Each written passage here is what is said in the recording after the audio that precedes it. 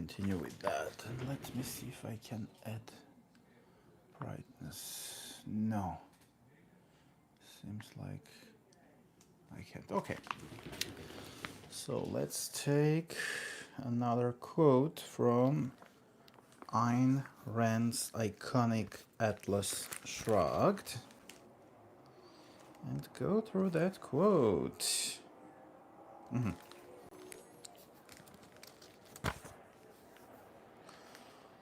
On aching knees, her palms spread flat upon the gritty floor. She felt the anger trembling within her, the hurting, helpless anger that answers the sight of desecration. She wondered whether someone's diapers hung on a clothesline made of the motor's missing wires. And so on. So this is Dagny Taggart, the vice president of Taggart Transcontinental. And along with her lover, Henry Reardon, they discovered a very interesting motor that is about... Oh yeah, thank you to the viewers. And yes, you guys are invited to give me thumbs up, okay? Yeah, so I loved this sentence about her rightful anger, yeah? Helpless anger that answers the sight of desecration. Because she's an industrialist, she's a businesswoman, and her anger is about the fact that a motor, which was a motor that could work with static energy, converting it to kinetic energy. So it was like an eternal motor that didn't require any oil, right? And she treats business and inventions as something, well, the word Ayn Rand uses, I think, is sacred. Oh yeah, not sacred, but desecration, a site of desecration. Desecration, yes, sacred. Yeah, that's the root of the word. So I like that because oftentimes the world of business, commerce, even technology and inventions, people, sometimes we can think of all of that as something mundane, ordinary, as if there's no value, nothing useful. Thank you to that one person who gave me thumbs up. With this other device, I'm just looking at your commentaries. Okay, I'm following you. Hi, John. Where are you guys joining me? You can just say hi in the chat and tell me from what part of the world you guys are joining me. Glitch Art. Hello, what's this stream about? Hi, Glitch Art. So I'm reading quotes and passages from Ayn Rand's Atlas Shrugged, a bestseller, if you know her. The book is very rich. It's about business, psychology, economy, the fight between good and evil, but Ayn Rand gives her very interesting touch. From the USA, Glitch Art. Oh, okay, cool. I'm based in LA, Glitch Art. How about you? What state are you joining me from? So yes, the book is about that. And Ayn Rand, she's a businesswoman. So inventions, motors, technology for her, it's something almost sacred. She's not religious, yeah? The philosophy of objectivism is very rational. So it's not about religiosity per se, yeah? But it's about the attitude. Like when you create something, when it's your work, it's your invention, so you have this rightful pride, like you're proud of your achievement.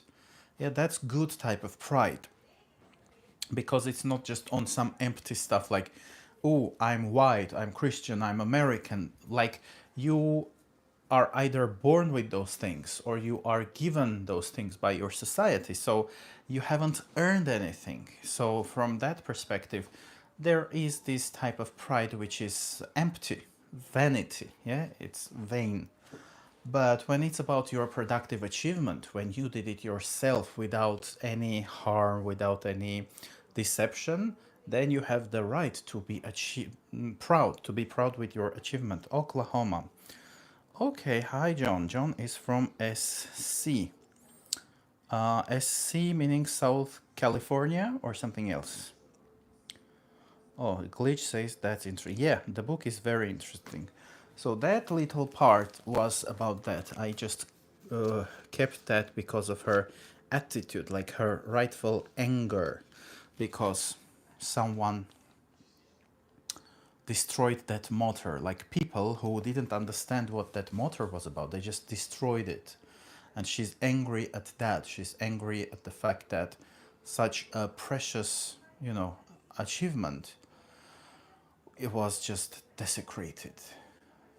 And it's interesting, sometimes I'm thinking of our attitude, like the human mind's attitude, including mine, towards things that we label as not alive. Yes, organic, inorganic.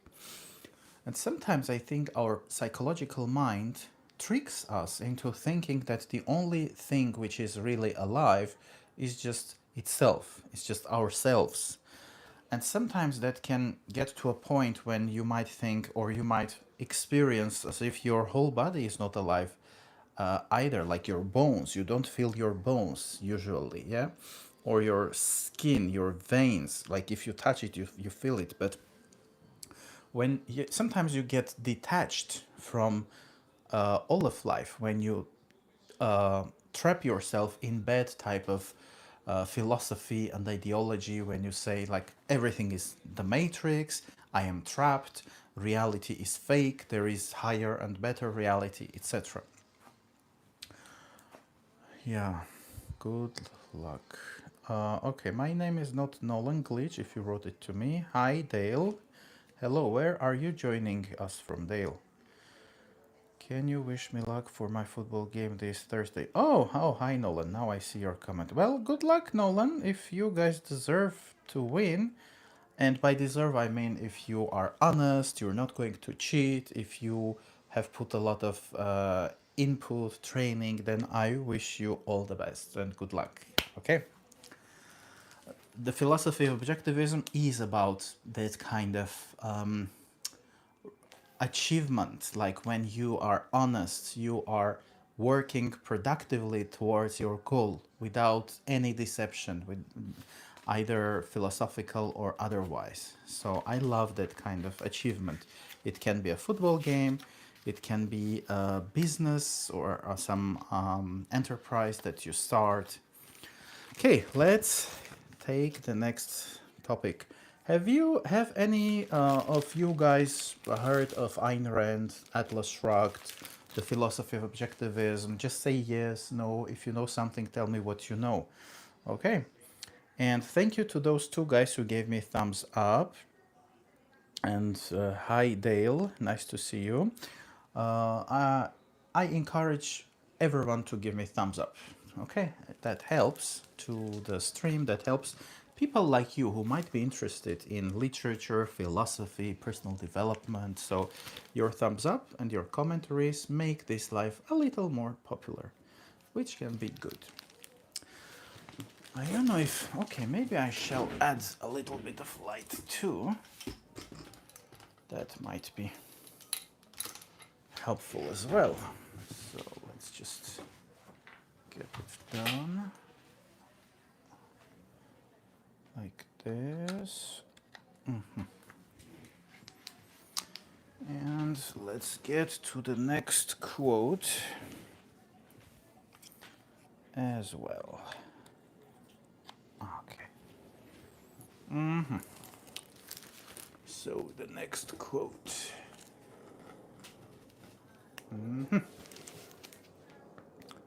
Oh, this is a dialogue. Okay. Oh yes, I've gone through this one, that's true. Oh, this one, the big one. Okay, I kept this for today's live. So it's a banker, and this banker explains to Dagny, the main heroine, who is the vice president of Taggart Transcontinental and the moving force between that business, which is about railroad. He explains her his attitude as a banker. Okay, they, meaning his clients, they were perfectly good men. They were a perfectly sound risk. Though, of course, I'm speaking in human terms, not in the terms of cold cash, which you are accustomed to expect from bankers. I granted them the loan for the purchase of that factory because they needed the money. If people needed money, that was enough for me. Need was my standard, Miss Taggart. Need, not greed. My father and grandfather built up the Community National Bank just to amass a fortune for themselves. I placed their fortune in the service of a higher ideal. I did not sit on piles of money and demand collateral from poor people who needed loans. The heart was my collateral. Of course, I do not expect anyone in this materialistic country to understand me. The rewards I got were not of a kind that people of your class, Miss Taggart, would appreciate. The people who used it to sit in front of my desk at the bank did not sit as you do, Miss Taggart. They were humble, uncertain, worn with care, afraid to speak. My rewards were the tears of gratitude in their eyes, the trembling voices, the blessings, the woman who kissed my hand when I granted her a loan she had begged for in vain everywhere else. So this is his attitude, and this is altruism. This is the philosophy of altruism, right? When you do things based on need, especially like it's if it's someone else's need, not your need. In the philosophy of objectivism, need and pure altruism are considered evil and destructive. Like, for instance, if you build things only based on need, not like the merit, not the perspective, not based on self-sustainability, but just pure need. Okay, someone is poor, someone needs that, then let's just give them that. It's destructive, it's needs based, so it is corrupt when you just sustain it that way instead of teaching people how to take care of their needs. You just gratify their needs. It means they will remain like that. They will remain needs based, and they will think that the world owes them. By the way, in objectivism, charity is okay too. As long as you choose it yourself on your own, then charity is acceptable too. But pure altruism, especially when it comes to, taxpayers and someone else's money, that's evil. That's ugly. When people try to base economics on the idea of need, like, okay, poor people need this, let's just give money to that. And it's not even sustainable. Sometimes I see, the political left comment on the wealth of the rich, saying things like, if only Elon gave, a trillion of his fortune or something, if only this greedy rich person, let's say Bezos or Gates or whoever, if only they gave us enough money, we could end hunger. So they despise the rich and they want the wealth of the rich, thinking that they could solve problems with that money. What they don't admit or maybe don't understand is they might appease some problems, but it will be temporary. And once that money is gone, what are you going to do? Like, suppose someone gave 2 million or $2 billion, makes no difference, for some charity and philanthropy. Suppose you feed many families with that money for a month or for a year. What happens next when that year is up? If you build needs-based communities and economy, then they will just expect to get that money on a rolling basis all the time. And your own thinking might be, okay, when we run out of the millions of this millionaire, we will take the money from someone else, from another rich millionaire. That's that makes you a predator. That makes you a predator based on emotions. And you can be a moocher, like, oh, please give us your money because, or look at the poor, they are starving, we need your money, we are going to take your money away. You can be a moocher and beg for that kind of economy, or you can become a looter and loot through force, through law, through legislation, the money of the wealthy. And that's not sustainable itself. It's immoral, first of all, because the consent is missing. Like, a lot of feminists and everyone, yeah, they speak of consent, like my body, my rights, and that's right. But how about my pocket, my rights?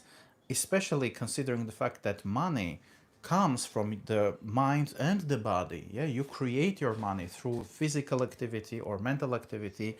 So your pocket is also yours. How can groups of people decide on what to do with someone else's fortune? That's immoral without the consent of that someone else.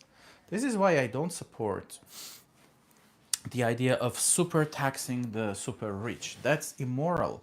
If there is no mutual consent, then there is moral bankruptcy. Then you become a mooter, a looter, and you try to take away someone's wealth. Minty says, have you made it to John 16? No, I don't read the Bible, Minty. Well, I might. And you can write down the comment yourself. What is that about? Just go ahead and tell us what that is about. And I encourage others to give me thumbs up too. Okay, for now, I just see only 2 thumbs up.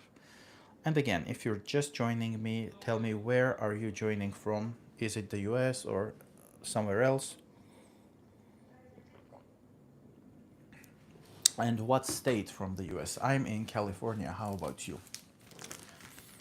Next quote.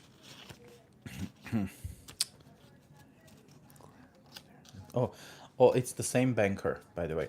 So also, by the way, another interesting aspect. So he said, let me read that again.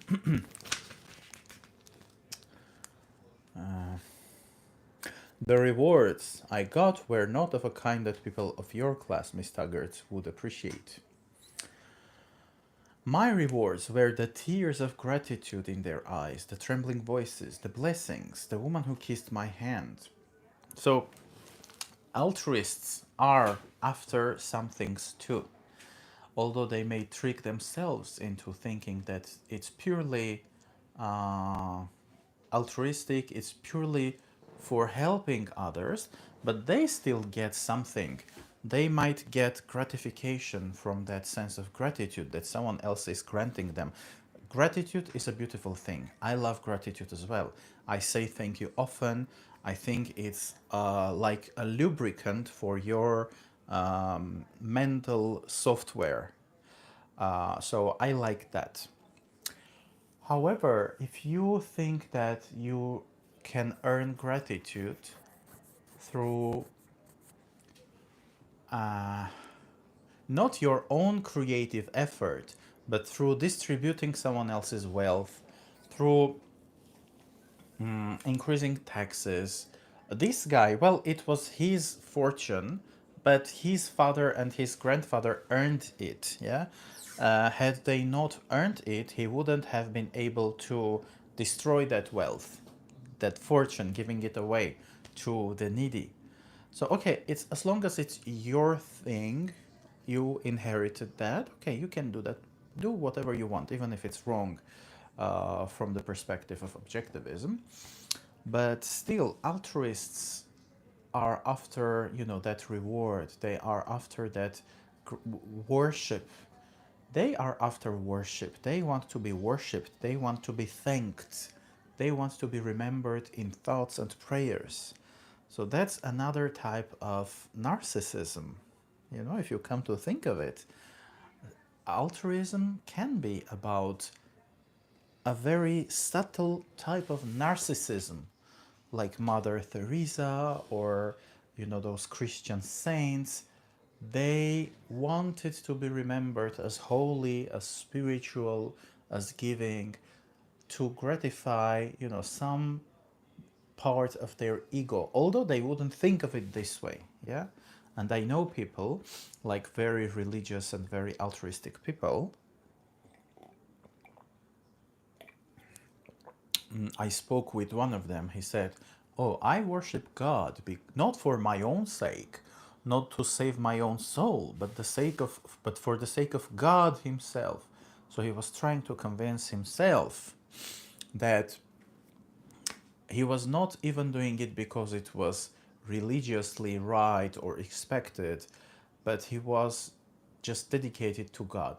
That's a very interesting form of altruism where you aim at destroying yourself totally, including your desires, your fears. To be honest, on some level, that seems monstrous to me. Like when you try to destroy yourself and to become a servant of the society, of the God, of any collective or any other being outside of yourself. I don't know, I find it monstrous if you are after destroying yourself. And isn't it kind of insulting to even your own creator if you believe in a higher power? Like, if I'm the programmer and I create a program, I would love that program to work perfectly, right? Or as good as it can.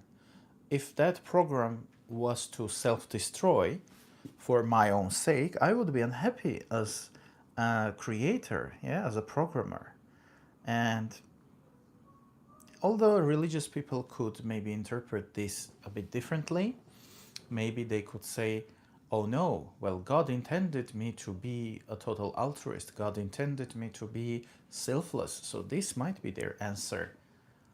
And I don't know what I would do with that answer, to be honest. But something feels wrong when, you know, you have a sense of ego, and that's important, yeah, for you to function as a unit properly with a particular mind body. So yeah, interesting themes, very interesting themes.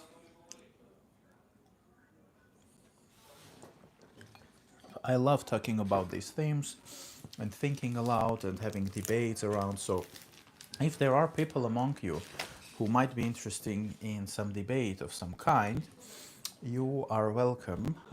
We could do that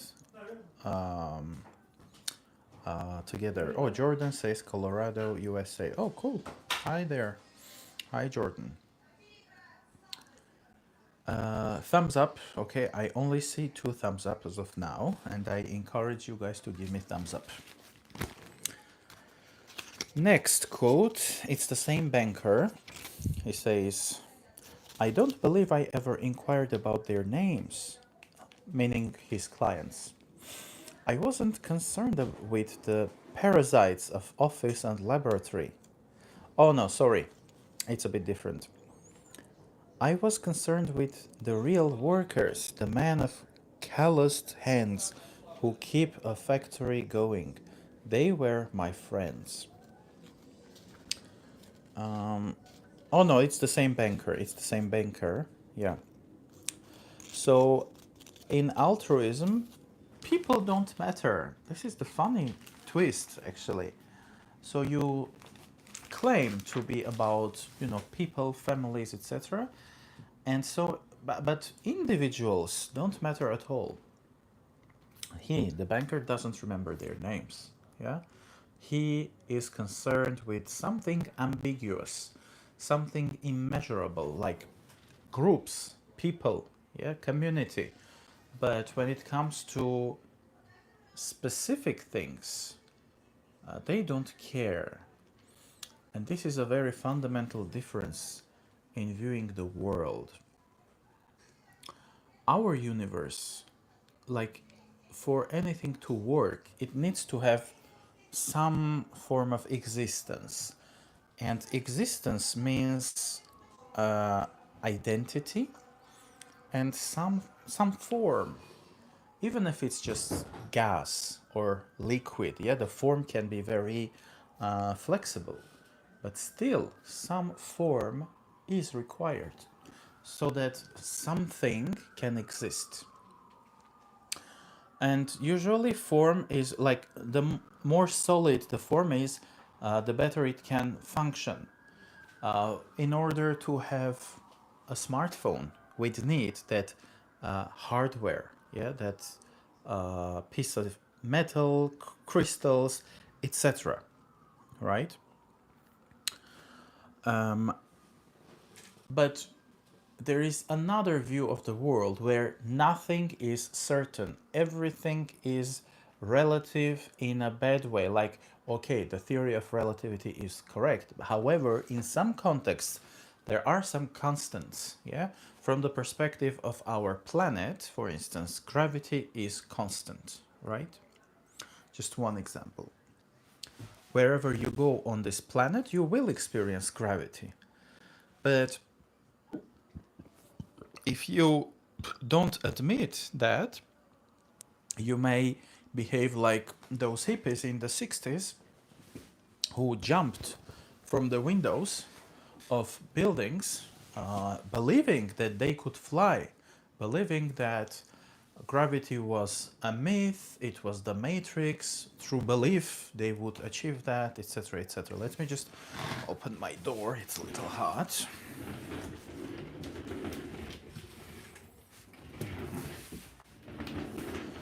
Yeah. So it can be dangerous if you don't admit the materialism, the existence of things, not even as just only matter, it can be also energy. But if you're after mystery, after things that are invisible or immeasurable, not just invisible, then you're damning yourself to a very strange perception of things where nothing is measurable, nothing is constant, nothing matters because everything is nothing. So it's just walking towards death and non-existence. And when you work with people, but you don't care about those individuals, you just care about a group. This is how, by the way, dictators also think. Let me just read the comment of Jordan and then I'll continue. If doing something with the intent of altruism makes you feel better, it still destroys the meaning of the word. Yeah, beautiful. Thank you, Jordan. Thank you very much. Oh, and thank you for the 4 thumbs up. That's beautiful. Yeah, Jordan is 100% correct. Let me read that again. If doing something with the intent of altruism makes you or makes me feel better, it still destroys the meaning of the word, because altruism, the word alter from Latin means other. Yeah, altruism is this idea of serving others, putting the needs of others above your own needs, you know. And if even if you just feel good about it, so it's for your own feeling, right? And yeah, Jordan is completely right on this one. Agree. Yeah, what I was saying is, by the way, dictators think in these terms as well. For them, only in terms of weapons, but again, even weapons, they just want to have weapons. They need a lot of weapons. They don't care about those single units. And in terms of people like Putin destroying, killing his own nation, yeah, like more than 1 million Russians were either killed or irreversibly maimed. They have lost their body parts, they are handicapped, but he doesn't care. Or like Hitler, when people, the Allies were already inside Germany, they were in Berlin, but he would go on and the Nazis would go on because they didn't care about their single individuals. They only cared about ambiguous, immeasurable things, and it's very, very destructive. It's just walking towards non-existence, because whatever exists needs to have some form of shape, needs to have some identity and existence. But if it's very abstract, like for them, nation sometimes is immeasurable. They just want soldiers. They want their women to give birth to many soldiers. They don't care about individual women, individual citizens. Yeah, they want just this abstract nation or abstract armies. And look at what that does. They say, by the way, that Hitler gave an order to destroy all of Germany. I don't know whether that's right, but there was an order to blast the Tower of Eiffel, by the way, and one German soldier or lieutenant or whoever just disobeyed the law, right? But that would be in line with their thinking, because Putin says the same. He says, if we die, we will go to heaven at once. So altruism and mysticism, when you believe that there are other realities apart from this one, this reality is just boring, dim, unworthy, you become dangerous for yourself and for others. You can become dangerous for yourself and for others, you know? Yes. So let's just go on. If we have new people who just joined the live, you can say hi, you can give me thumbs up and tell me where you guys are joining me from, and whether you know anything about Ayn Rand, her novel Atlas Shrugged, and the philosophy of objectivism. Yes, so this banker, yeah, he's representative of the philosophy of altruism, you know.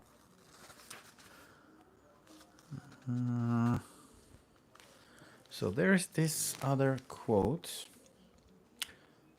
from the banker.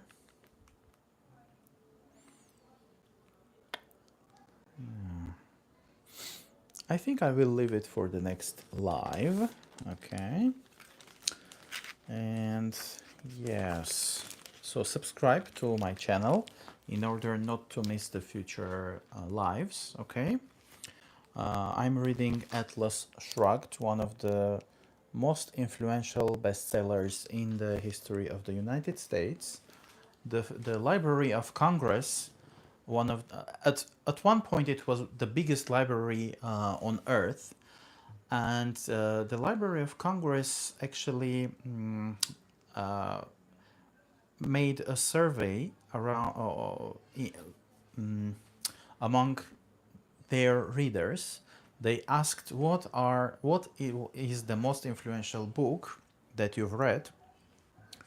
Number one was the Bible. Number two was Atlas Shrugged by Ayn Rand.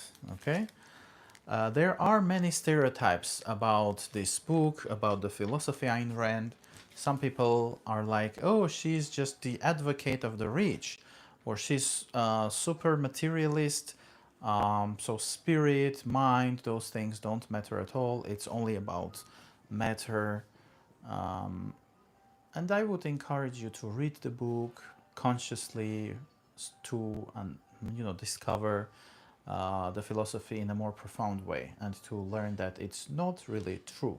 In the book, there are also bad, wealthy people.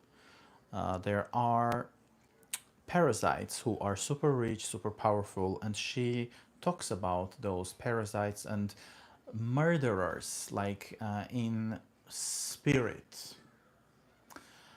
The book is super rich, super beautiful, very condensed, with multiple dimensions. So you should, discover it for yourself.